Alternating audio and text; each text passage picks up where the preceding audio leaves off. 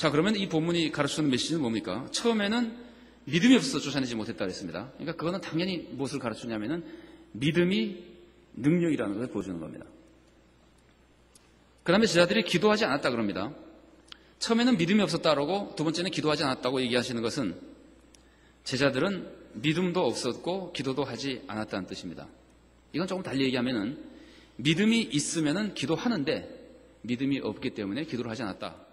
이런 의미가 우리들에게 주어지는 또 하나의 메시지가 되는 겁니다. 여러분, 믿음이라고 하는 것이 뭡니까? 믿음이라고 하는 것은 하나님을 의지하는 거잖아요. 기도는 뭡니까? 기도는 하나님을 의지해서 도와달라 그러는 거 아니에요. 그러니까 믿는 사람이 어떻게 기도를 안 하겠느냐 말이에요.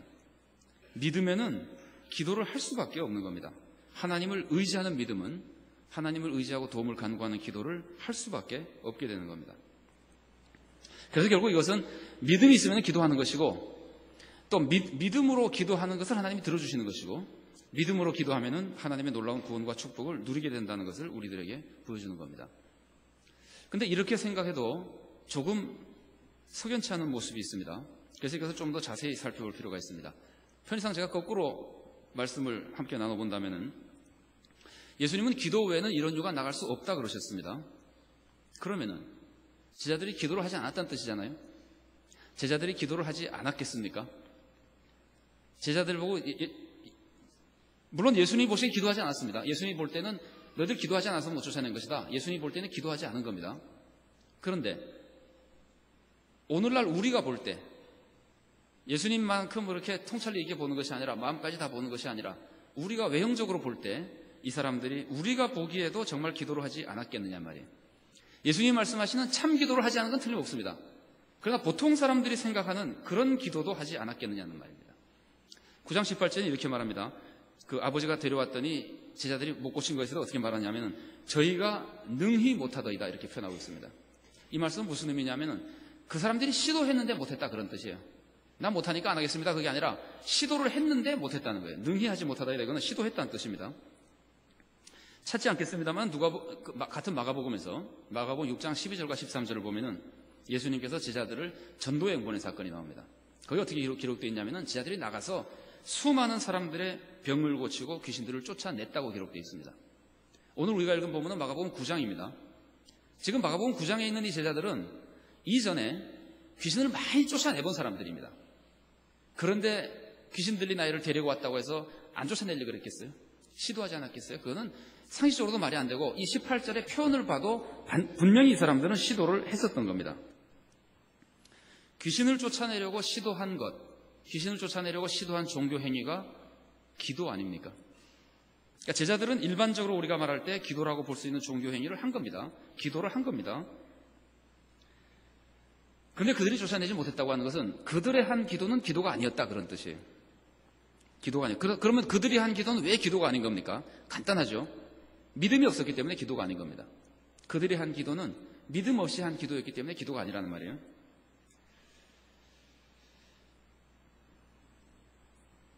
그런데 이것도 좀 만만하지가 않습니다. 제자들이 귀신을 쫓아내려고 지금 기도 행위를 하면서 어떤 기도를 했는지 잘 모르겠습니다. 물러가라 그랬는지. 근데 이 제자들이 귀신이 나가도록 기도를 할 때 믿음이 없었다고 우리가 지금 얘기하고 있는데, 예수님 믿음이 없었다고 얘기했는데, 제자들이 정말 자기가 귀신을 쫓아낼 수 있다고 믿지 않았겠느냐 말이에요. 내가 이렇게 하면은 귀신이 나갈 것이라고 믿지 않았겠느냐 말이에요. 여러분 생각이 어떠세요? 제자들이 믿지 않았겠습니까? 그렇게 많이 쫓아내본 사람이 지금 이 귀신을 쫓아내면서 내가 이래도 귀신이 안 나가겠지 하고 시도를 했겠습니까? 그렇지 않습니다. 제자들은 분명히 쫓아낼 수 있으리라고 믿었음에 틀림없습니다. 아마 분위기를 성경에 기록하지 않았기 때문에 우리가 그냥 정확하지는 않지만 짐작컨대 9명의 제자가 있다가 한 명이 그거 예수님 없으면 내가 하지 하고 시도했는데 안 나가잖아요. 옆에 있던 놈이 그래가지고 그냥 비켜라 내가 할게. 이거는 남이 못하는 거를 보는 순간 비켜라 내가 할게 하고 나섰을 가능성이 더 많아요. 해본 사람이에요. 내가 이런 귀신 내가 해봤다 이거예요.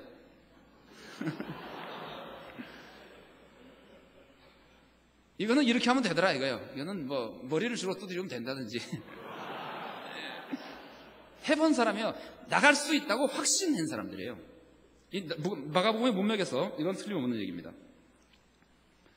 그런데 왜 안 되는 겁니까? 이 사람들이 쫓아낼 수 있다고 믿었는데 왜 안 되는 겁니까? 왜 쫓아낼 수 있다고 믿었는데 왜 예수님은 믿음이 없다 그러는 겁니까?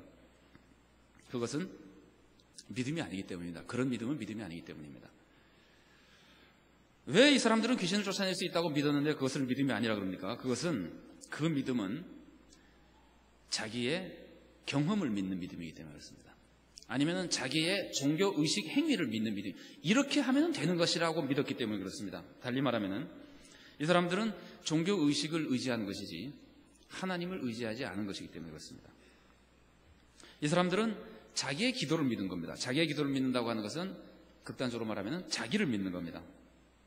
그래서 아무리 확신하고 기도해도 귀신을 쫓아내지 못하는 겁니다. 믿음이라고 하는 것은 자기 확신이 아닙니다. 자기 확신을 믿음이라고 하는 것은 그 심리학자들이라든지 그 신앙이 아니고 인간의 심리를 이용해서 사람을 도우려고 하는 사람들은 그렇게 말할 수 있을지 몰라도 하나님을 믿는 사람들은 그렇게 말하지 않는 겁니다. 자기 확신은 믿음이 아닙니다. 믿음이라고 하는 것은 하나님의 은혜를 의지하는 겁니다. 믿음은 자기 종교 행위를 의지하면서 확신하는 것이 아닙니다. 자기 종교 행위를 의지하는 것은 율법주의라고 그러는 겁니다. 자기 행위의 의를 믿는 것이기 때문입니다. 율법을 잘 지켜서 무엇인가 얻으려고 하는 것이 우리가 율법주의라고 그러는데 그 안에는 종교 행위를 의지하는 것도 똑같은 율법주의로 남아있는 겁니다. 제가 교육전도사 때 수련의 장소를 구하지 못해서 굉장히 애를 먹은 적이 있습니다. 제가 교육전도사 때 아주 작은 교회에서 그 교회를 섬기고 있었는데 중고등부 학생들을 섬기면서 그 장소를 구해야 되는데 아마 타이밍을 좀 놓쳤던 것 같아요. 그래서 이제 시기적으로도 좀 늦어졌고 그래서 굉장히 애를 먹었습니다. 여러 날 걸쳐서 여러 곳을 답사를 다녔지만 다 실패했습니다. 근데 그 당시에 저는 굉장히 오랫동안 아침마다 경건의 시간을 가지고 있었습니다.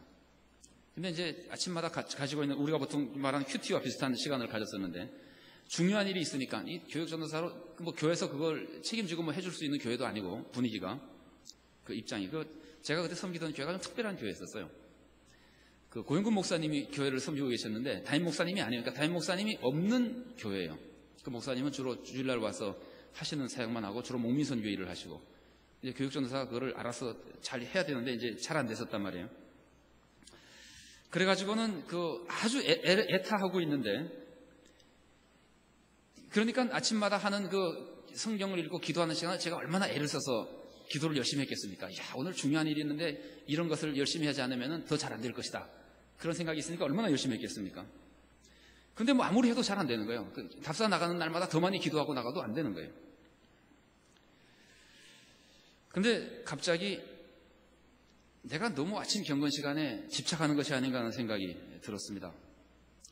그래서 그렇게 그냥 애쓰지 말고 애써도 잘 되지도 않는 거예요. 애쓰지 말고 그냥 하나님께 다 맡겨버리고 싶다는 생각이 들었습니다. 그래서 갑자기 경건 시간을 중단해버렸는데 저는 굉장히 오래전부터 그 경건 시간을 가져서 아마 그때 제가 생각에는 10년 이상 아침마다 빠뜨리지 않고 그 큐티를 하고 있었던 것 같습니다. 근데 그것을 그냥 다 치워버린 겁니다. 그냥 안 하고 그냥 아침에 그냥 편하게 놀고 막 이런 겁니다. 아마 그때는 노심초사 기도하는데 지쳤고 또 왠지 그때는 율법주의라는 개념을 잘 몰랐어요. 제가 그때 신대원 2학년 때였던 것 같은데 율법주의 같은 개념이 별로 있었던 건 아니고 그냥 싫었어요. 그게. 그래서 그냥 안 했어요. 그래서 경건 시간을 다 포기하고 그냥 그렇게 놀면서 지냈는데 며칠 후에 그 교사로 계시던 선생님 한 분이 아는 장소가 있는데 한번 같이 가보지 않겠냐 그래요. 그래서 그 선생님이랑 그냥 가봤죠. 그날은 그러니까 기도도 안 하고 간 거죠. 그냥 갔죠. 근데 굉장히 좋은 장소였었고 그곳에 있는 분들이 그 장소를 굉장히 쉽게 허락해 줘가지고 아주 좋은 장소를 얻어서 수련회를 잘 마칠 수 있었습니다. 재미로 말씀드리면 그때 그 선생님이 누구시냐면요. 계시는지 모르겠는데 서원모 교수님이에요.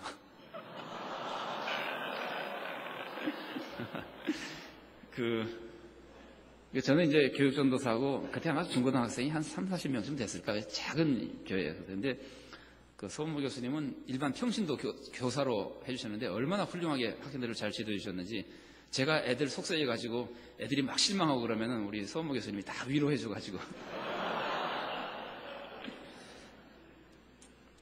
근데 그때 제가 경험한 것이 내 기도와 경건으로는 아무것도 안 되는구나.